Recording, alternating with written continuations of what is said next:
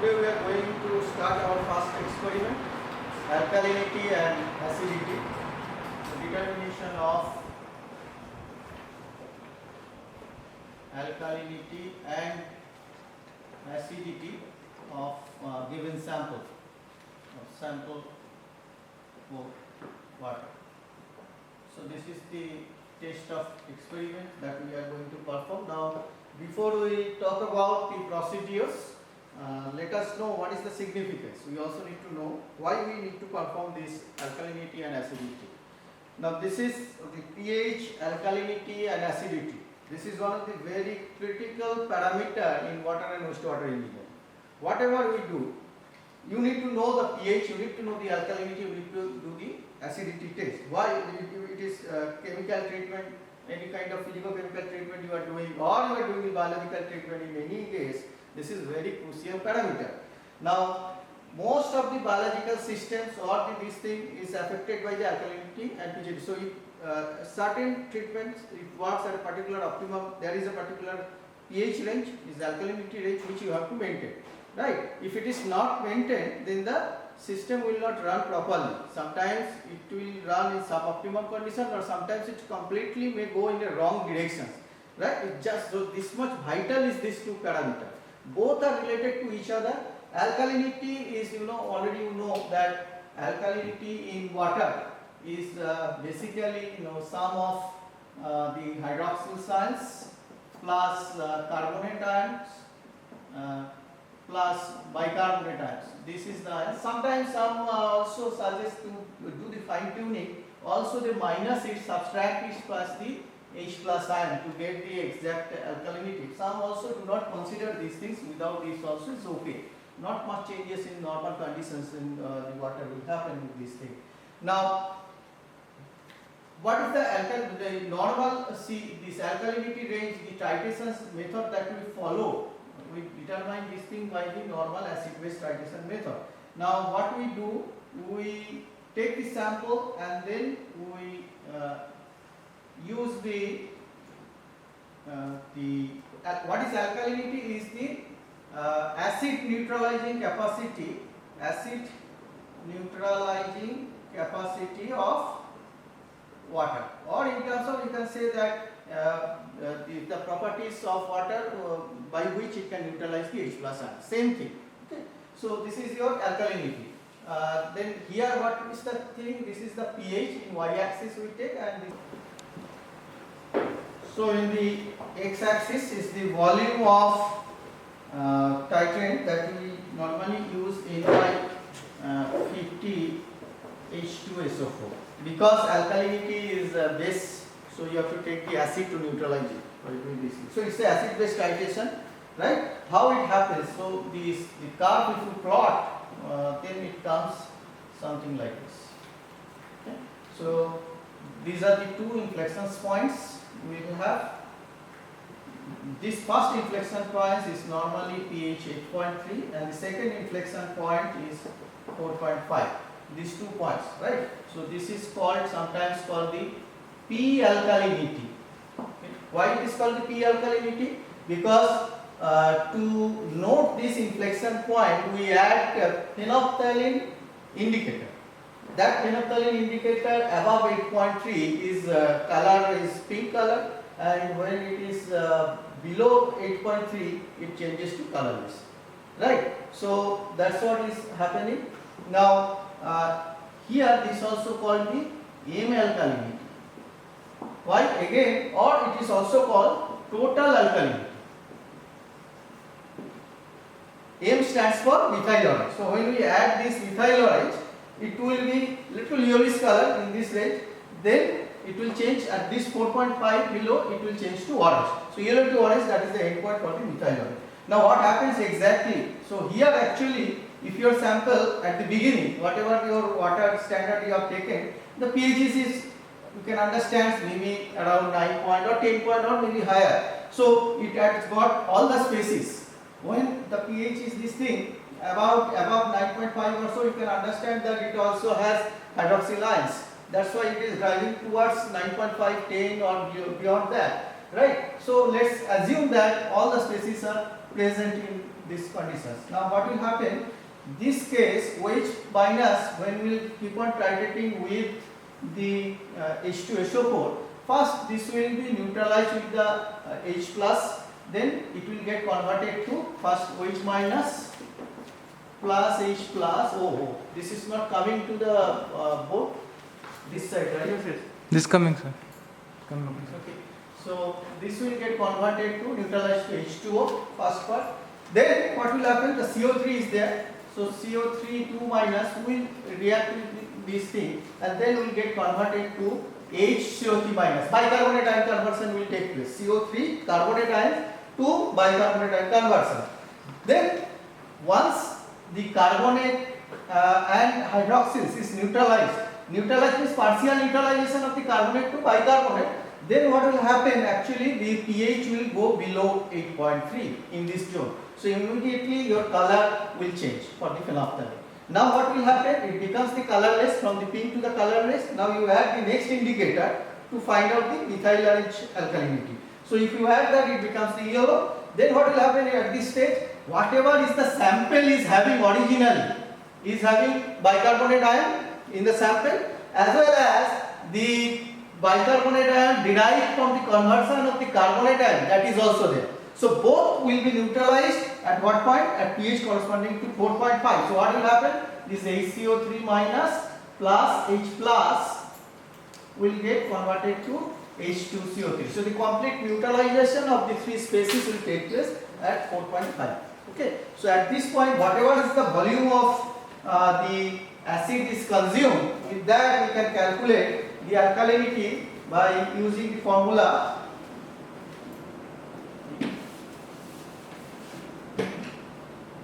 Normally alkalinity, acidity we express in terms of milligram per liter as CaCO3, in this case of CaCO3, right? So its milligram per liter as CaCO3 is expressed in this term. So what is this thing? Volume of, let's say V1 ml of H2SO4 is required to reach this point or this point. You can calculate depending upon whether you are calculating P alkalinity or total alkalinity, M alkalinity. You can consider the V1 is here or this is V1. Okay, or maybe you can consider V1 and V2. Then the normality of the H2SO4 used, and then 50 converted to milligram, 50,000 by liter. So it is 1000. So this one is the formula with which we will get the milligram per liter as CaCO3, whether it is the P alkalinity or the total alkalinity. And then you can also calculate the species, whether it is hydroxyl, ML, the bicarbonate or the carbonate ions. Okay. So that's what is the alkalinity. Very similar to this thing is the acidity. Now acidity, normally for water we do not go for the measurement of the acidity. Why? Because mineral acidity has two parts. One is acidity, it is due to two things. One is the mineral acids, okay. The other one is called the organic or non-mineral organic acids. Okay. Two condition is there. Now for mineral acid is normally not present in the prevailing water. That means most of the surface water source or the underground water source, or you say the wastewater, except very specific cases. So that's why acidity mostly people do not go for it. Mostly alkalinity is important. But because we are doing alkalinity, we also let us know what is acidity and how we can calculate the mineral acidity and organic acidity. Now mineral acidity, the pH is from means up to, normally considered pH is up to 3.5. Whatever is there, okay, the species that is due to H plus ion, that is basically is due to mineral acids. Above 3.5 to pH 8.3, okay, this is considered to be the organic acidity, right? Then again it is a acid base titration method. What we will do in this case, very similar to the alkalinity, we will again a sample volume, let's say the V2 is, in this case you have taken, where you will take in a conical flask, that will be shown to you. Okay, now what are the things we are using, apparatus and other things for doing this acid base. I hope that you have already gone through in your 10 plus 2 practical classes, chemistry classes and all. So, but again you will also just do the same thing here for this class. Okay. So let's say the V2 ml of sample water. This is the sample, and let's say it has got the mineral acidity. pH is below 3.5.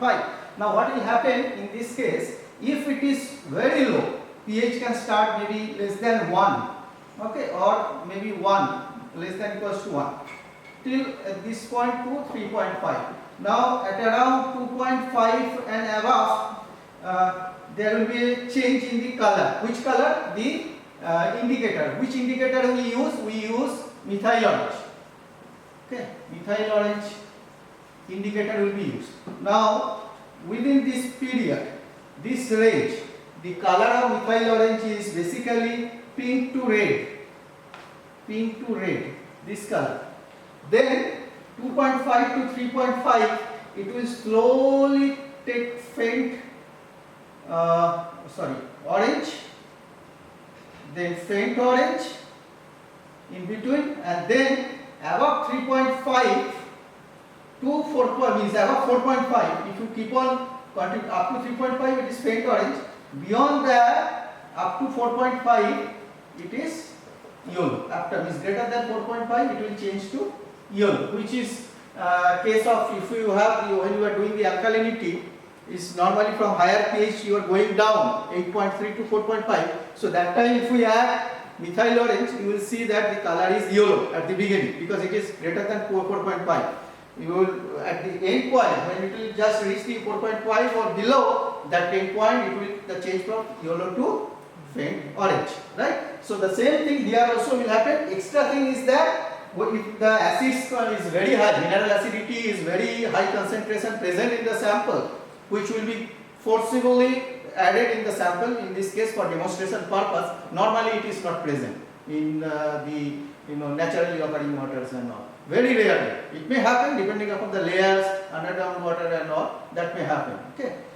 So that will be this color. Then if you add this methyl orange, then keep on doing the titration. In this case, earlier case we are doing the base, we are titrating, so we are taking the titrate H2SO4 acids. Now this case acidity we are measuring, so we have to take the base as titrate. So what we will take? Some strength of sodium hydroxide. We will take the sodium hydroxide.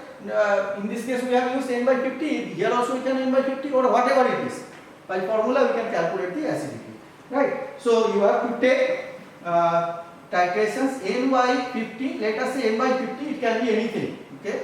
N by 50 NaOH solutions you take in the burette. Right. And then keep on doing the titrations till the faint the orange color appears. Once the faint orange color appears, note down the volume of this thing, the NaOH consumed. So with that volume, let's say this is the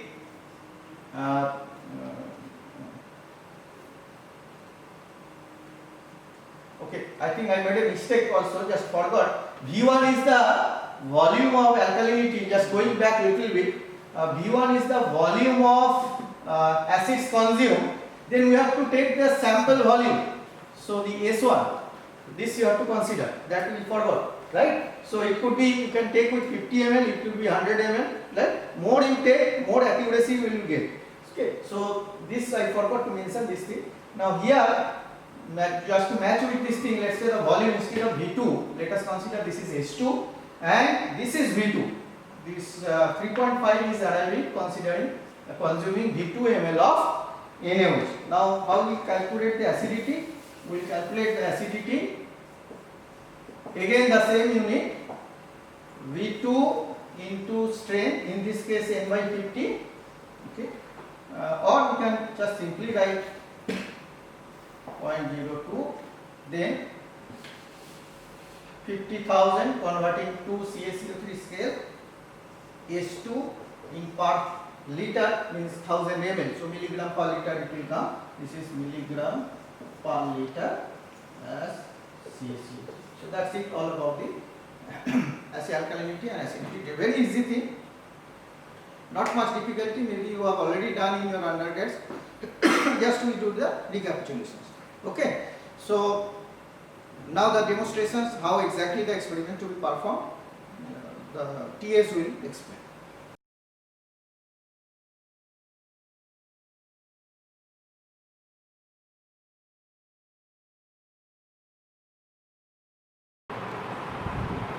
First sample 50 ml in cylinder.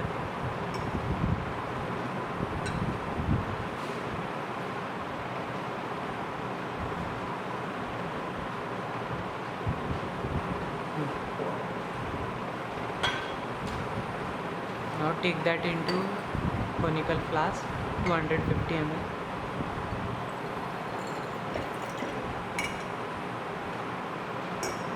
Now add 2 to 3 drops of phenolphthalein indicator. 3 concurrent readings. Now the color changes to pink. Show that in camera. A little bit closer. That's it. Now again you start doing it. Now titrate it with 0.02 NH2SO4. Slowly drop wise.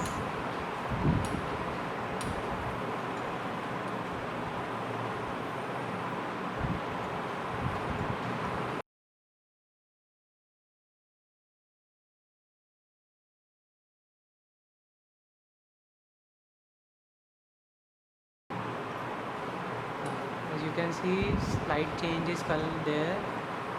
Now stop when this changes to colorless. This is the endpoint for phenolphthalein alkaline. Colorless. How much is the reading? 4.3, I think. 4. 4.4.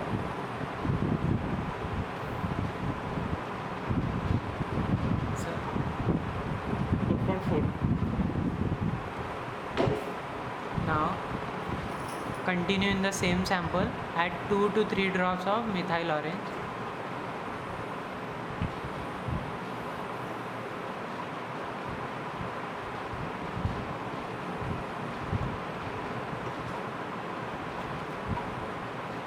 You can see the color is now yellow because it is higher than pH 4.5 and just about 8.3. Now titrate it further till the color changes to faint orange. Slowly drop wise.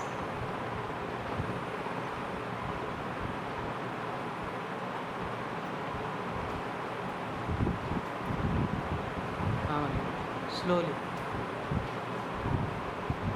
1 or 2 drops. That's it. As you can see, the color is now changed to faint orange. That is okay. Now check for the reading. 5.2. 5.2 or 5.1? 5.2.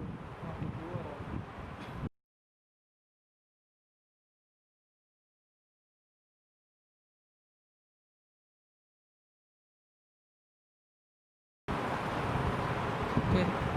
First acid sample. Take 50 ml into measuring cylinder.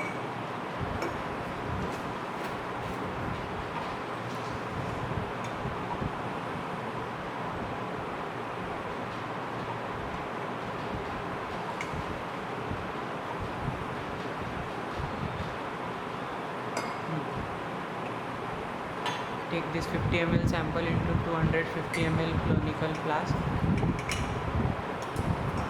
Now add 2 to 3 drops of methyl orange.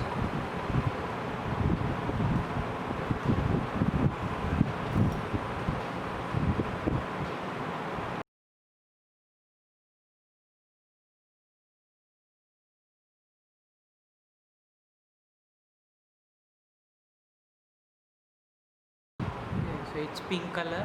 Now take it back. Now we will add 0.1 normal NaOH. Turn this. The end point will be a faint orange color. Add slowly.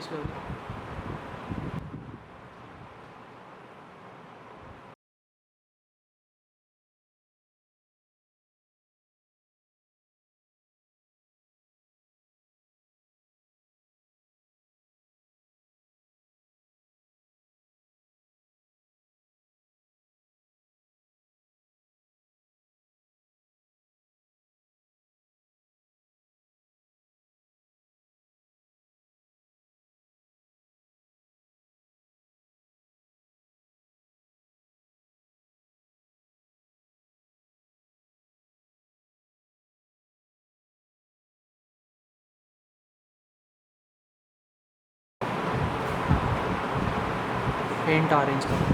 Okay. Now note down the reading.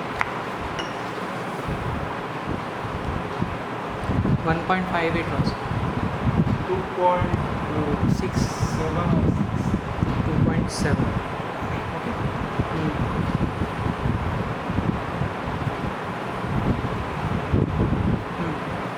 Now you have to now change the sample.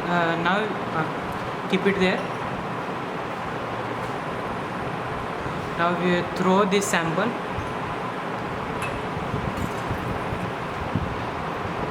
Rinse it.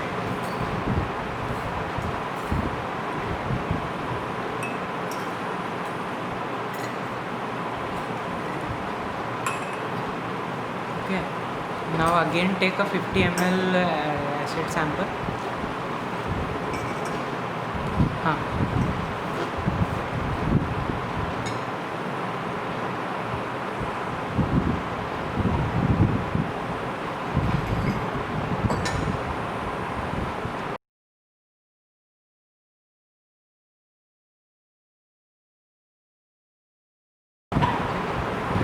Place it into that conical flask, 250 ml.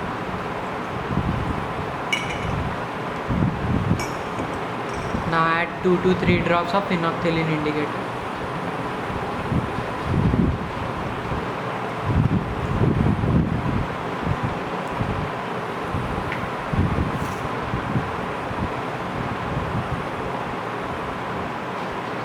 Add 3 drops. As you can see, the color is colorless. Sample is colorless. Okay. Now we will add NaOH, 0.1 NaOH.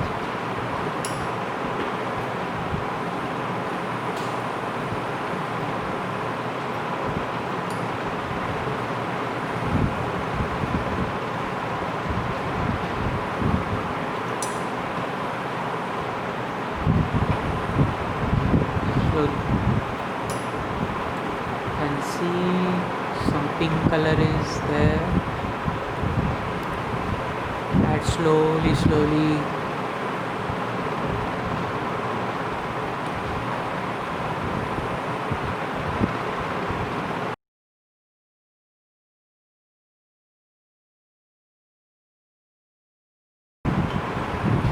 So this is the end point for our total acidity, that is in pink color.